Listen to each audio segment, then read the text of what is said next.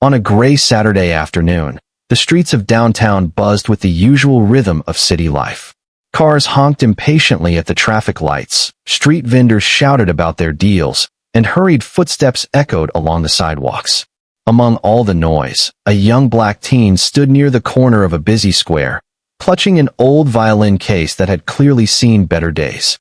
His shoes were worn thin, his hoodie pulled up to fight the crisp wind, but there was a quiet determination in his posture.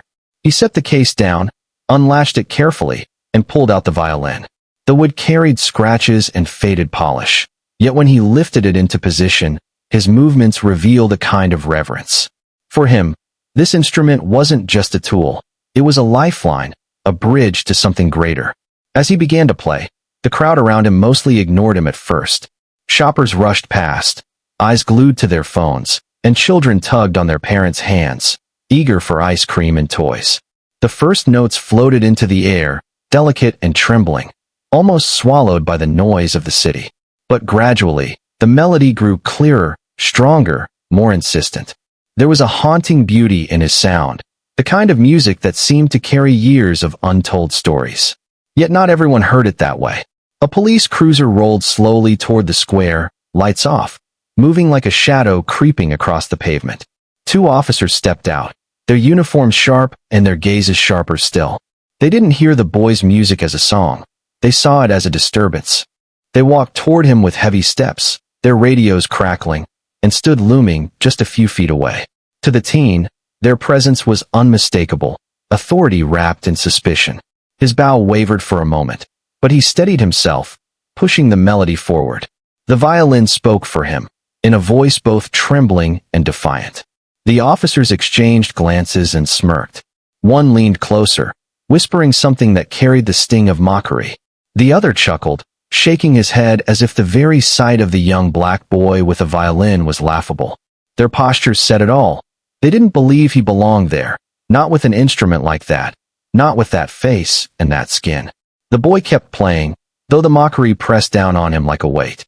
His chest tightened, and for a moment he felt the familiar ache of being underestimated, judged before he could even finish a note. But then something inside him shifted. Instead of shrinking, he let the music rise. His fingers danced faster across the strings, his bow moved with urgency, and the melody swelled until it seemed to carve a space in the air that even the officers couldn't fill with their disdain. People started to notice. A woman who had been rushing by slowed her steps. A man carrying groceries stopped mid-stride. A pair of teenagers filming a TikTok turned their cameras toward the sound. One by one, heads lifted, and eyes found the boy at the center of the square. The music drew them closer, like a magnet pulling on something deep within. The officers noticed too. Their mocking smirks faltered as the circle around the boy began to grow. The once busy square turned into a stage, with the crowd pressing in, listening intently. The violin no longer sounded small. It filled the space, echoing against glass storefronts and tall concrete walls. Every note carried strength, sorrow, resilience, and pride. Still, the officers stood firm, arms crossed, their authority challenged by something they could not quite name. The boy felt their eyes on him, but he no longer played for them. He played for the crowd, for himself, for every moment he had felt invisible. The violin cried, sang, and soared, each note a refusal to be silenced. The crowd thickened, and murmurs rippled through it. Phones lifted high, recording the performance, capturing not only the music, but also the presence of the officers who had come to disrupt it. What began as mockery was now turning into something larger, something neither the boy nor the officers had expected. And though the officers hadn't moved yet, though their shadows still loomed, the balance of the moment was shifting. The boy's music was no longer just sound. It was resistance, it was testimony, it was art too powerful to be ignored. The officers exchanged another glance, this one tighter, uneasy. What had started as something they thought they could control was slipping away from them. The boy's violin was commanding the city square now, and the world was beginning to take notice. The bow drew across the strings in one long, aching note, and the crowd seemed to hold its breath. Cameras kept rolling, and whispers spread like wildfire. The stage was set for something unforgettable, something neither the officers nor the teen could have predicted. And in that breathless silence before the next movement of music began, the story was only just beginning. The silence after that aching note was electric, like the pause between lightning and thunder. For a split second, the entire square seemed suspended in time. Then, with a deep breath, the boy launched into a piece that demanded everything from him. His bow tore across the strings, weaving rapid runs of notes with aching slides, the kind of playing that told a story too big for words. The crowd leaned closer, as if pulled into his orbit. What began as a handful of onlookers had now become dozens, their faces reflecting awe, curiosity, and disbelief. A young black teen, one they might have otherwise overlooked, was commanding the street with nothing more than a battered violin and raw, undeniable talent. Phones were raised higher, live streams began pouring on his social media, and comments started flooding in. Some viewers typed furiously about the beauty of the performance, while others raged at the sight of uniformed officers standing nearby, their postures still heavy with mockery. The internet was already beginning to shape the narrative, even as the music carried on in the square. The boy played with everything inside him, years of practice, years of pain, years of dreaming that one day someone would listen. Every note seemed to be stitched with defiance and pride. His face glistened with effort, his hands trembling but steady, and the violin itself seemed transformed. What had once looked old and worn now appeared timeless, glowing in the golden light of late afternoon. The officers shifted uncomfortably. Their laughter had long died away, replaced by the undeniable awareness that something was slipping beyond their control. They had come to ridicule, to dismiss, maybe even to intimidate. But now, in front of a swelling crowd and a sea of recording cameras, their presence looked less like authority and more like cruelty. Still, pride kept them rooted. They crossed their arms tighter, muttered under their breath, and tried to pretend the performance didn't matter. Yet the people could see it, the way their smirks faltered, the way they shifted in place, the way their confidence cracked in the face of undeniable brilliance. The crowd itself began to respond not only with silence, but with sound. A murmur of encouragement rose, a rhythm of clapping hands began to sync with the boy's tempo. It was no longer just a solo performance.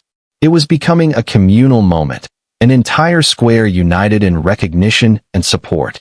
The boy felt it too. The music coursed through him like fire, and with every cheer, every clap, every phone held high, his spirit rose higher. He wasn't just playing for himself anymore. He was playing for his mother, who had worked double shifts to buy him that violin years ago. He was playing for the teachers who had told him talent like his would never matter because of where he came from. He was playing for every black child who had been told they didn't belong in spaces of beauty and art. Each note carved a defiant truth into the city air. I am here. I am worthy. I will be heard. By now, the crowd had swelled into the hundreds. People stood on benches to see better. Drivers rolled down their windows to listen, and strangers who had been hurrying past were now frozen in place, unwilling to miss even a second. The square had become a stage, the street a concert hall, the city itself the backdrop of a performance that was rewriting the moment in real time. And still, the officers lingered, caught in the widening lens of dozens of cameras. The more they tried to look dismissive, the more the world saw them for what they were, hecklers in the presence of greatness.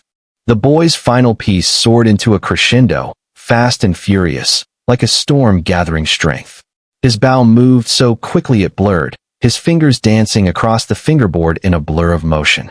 The sound was fierce, unrelenting, yet filled with hope, the kind of hope that made people believe in something larger than themselves. By the time the last note rang out, the crowd erupted. Applause thundered, cheers filled the air, and strangers embraced one another in shared amazement. People shouted for more, some with tears in their eyes, others with phones still recording every second. The boy lowered his violin slowly, chest heaving, sweat dripping from his forehead. He looked out over the sea of faces and saw what he had always hoped to see: recognition, respect, and something like love. But he also saw the officers, their faces tight with discomfort, their arms still crossed, but their authority diminished. They had mocked him, tried to belittle him, but now they stood in front of a crowd that saw the truth. The world had witnessed not only his gift, but their attempt to crush it. The crowd wasn't finished. Chants began to ripple. chants not just celebrating the music but condemning the treatment the boy had endured. Voices rose in unison, calling out the injustice, making sure the officers knew they couldn't simply melt away unnoticed. The officers exchanged another glance, their confidence gone, their unease visible. The boy, meanwhile, stood taller than he had ever stood before. The violin was still in his hand, but it no longer looked like a fragile thing. It looked like power. And though the applause still roared around him, the moment carried a weight he couldn't ignore. Something bigger than music was happening. Something that would stretch beyond this square, beyond this city, beyond even this day. The performance was over, but the story was just beginning to unfold. By the time the echoes of the final note faded into the city air, the story was already out of the square and into the world. Videos of the performance were racing across social media platforms at lightning speed. TikTok clips reached millions in hours, Instagram reels filled with comments of awe, and hashtags began trending on Twitter. The image of a young black teen pouring his heart into a violin while two officers stood nearby, mocking him, became the centerpiece of a national conversation. News outlets picked up the story almost instantly. Headlines read, "Teen's violin shuts down mockery in the streets. Music silences hatred in viral video. From ridicule to reverence. A black boy's unforgettable performance." The footage played on morning shows, shared with captions about resilience, injustice, and beauty rising in the face of cruelty. For the boy, life shifted overnight. The square, once just a corner of the city where he played to passers-by, had transformed into the stage that launched him into the world's eyes. Messages poured into his family's phone, from strangers who wanted to encourage him, from musicians who wanted to mentor him, from organizations that wanted to support him. Donations were raised, scholarships offered, doors opened where once only barriers had stood. But amid the flood of attention, there remained the image of the two officers.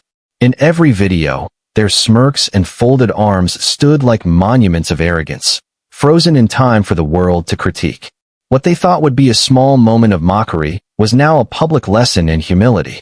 Comment sections filled with outrage, demanding accountability, questioning why authority had to sneer at beauty before the world could validate it. The officers themselves tried to retreat into silence, but the story had already escaped them. Their laughter, once a private dismissal, had become a viral shame. They had mocked a boy for daring to claim space with his music, and now the world was mocking them for failing to see the brilliance in front of their eyes. Through it all, the boy stayed grounded. He still woke up early, still practiced every morning, still treated the violin as something sacred. But he also knew now that the music was no longer just his. It belonged to everyone who had listened, everyone who had been moved, everyone who had felt their own worth reflected in his sound. He remembered the first time his mother had placed the violin in his hands.